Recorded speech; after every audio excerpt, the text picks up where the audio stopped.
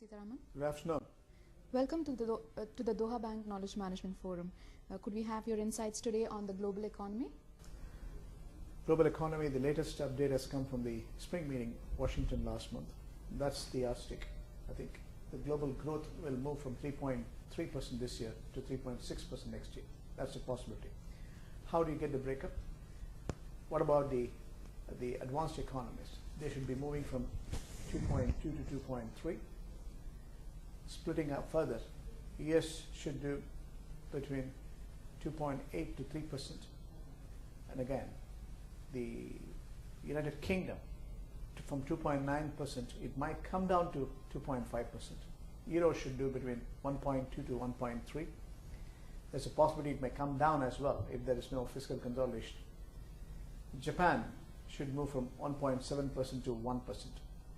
Again, it is only accommodative monetary policy which drives the Japanese economy. Inflation is picked up, but there's no real growth in real order. When it comes to the emerging markets, they should be moving from 4.9 to 5.4. China is doing well, 7 points, even though relatively they are slowing down, 7.5 to 7.7%. India should do between 5.4 to 6.4. Russia should move from 1.3 to 2.3 this year, with so much sanction has been talked about, and some of them are in the offing. They should be underperforming.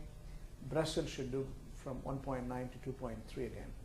So the bigger picture is the emerging markets can move, but incrementally they still contribute almost 2/3 of the global incremental growth.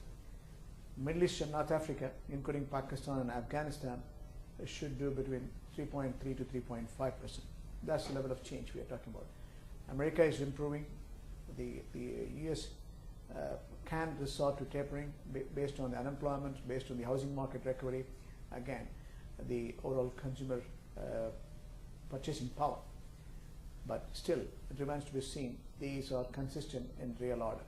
When it comes to the rest of the world, UK housing market is really peaking, but it remains to be seen whether they can sustain this kind of growth. Austerity and value creations are mutually exclusive, and it's happening. When it comes to Japan, as I said, it's only accommodative monetary policy which drives.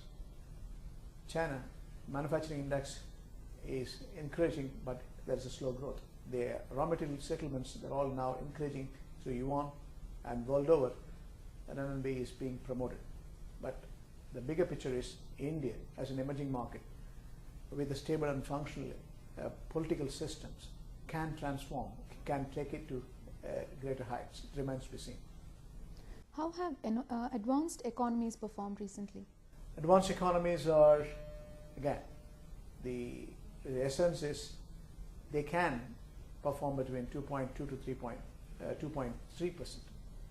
It depends on how much the quantitative easing is going to play a role. Accommodative monetary policy, everyone is engaged.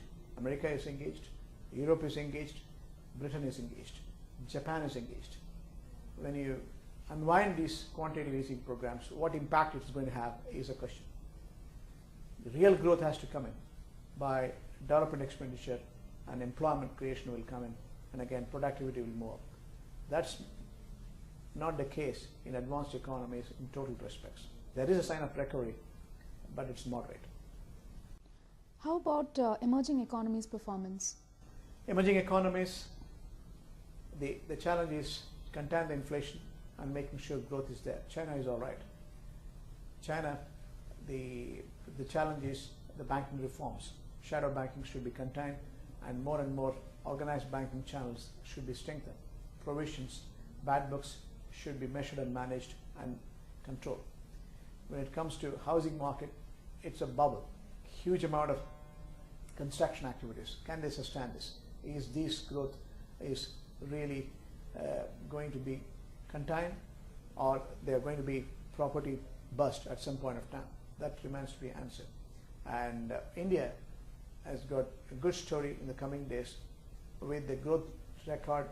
The new Prime Minister incumbent has demonstrated in Gujarat. He can contain the inflation to a large extent by bringing foreign direct investments of 45 billion fiscal deficit as per the finance ministry can be supported by direct inflows and also reducing the import, increasing the export, resorting to a non-oil renewable energy which he has tested in the past. Could we have your detailed outlook on the Indian economy? Indian economy should, if you look at a bigger picture, should be doing not less than 2 billion this year. It might move to 2.1, 2.4%. So that it can range from 5.4% to 6% to 6.4%. And inflation is an issue. This year, nearing 8.5% to, again, it can come down because of the new administration. If it comes down to less than 7%, it's healthy. Then next year, we can further bring it down to 6% in 2016. When it comes to current account deficit, we are talking about 45 billion US dollars.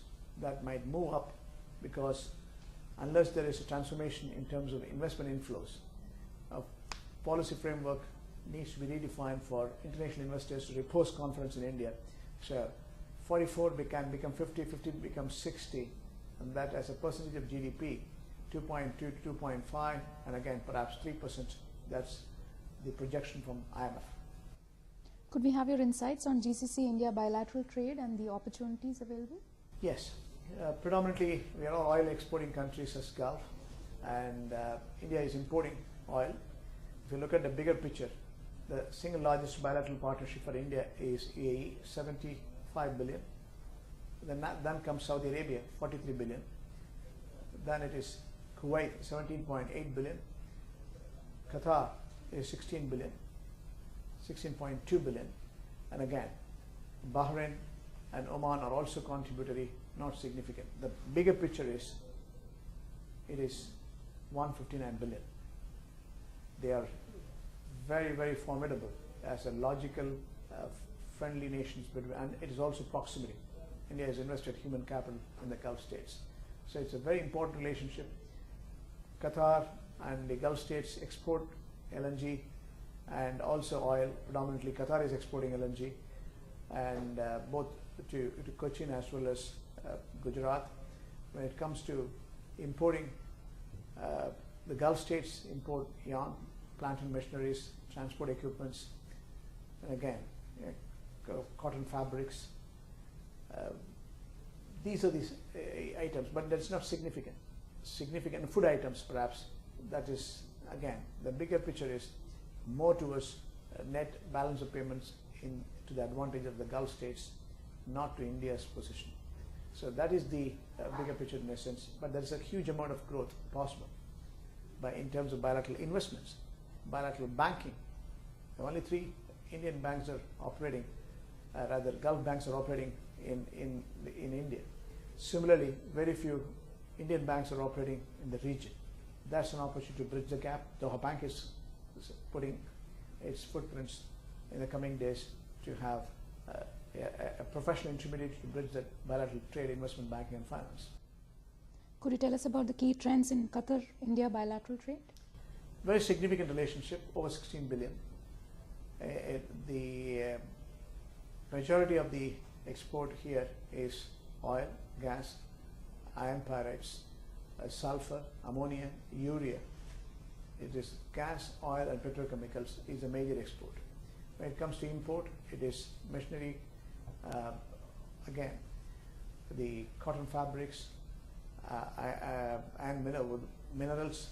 Those are small things we are importing from the Indian continent.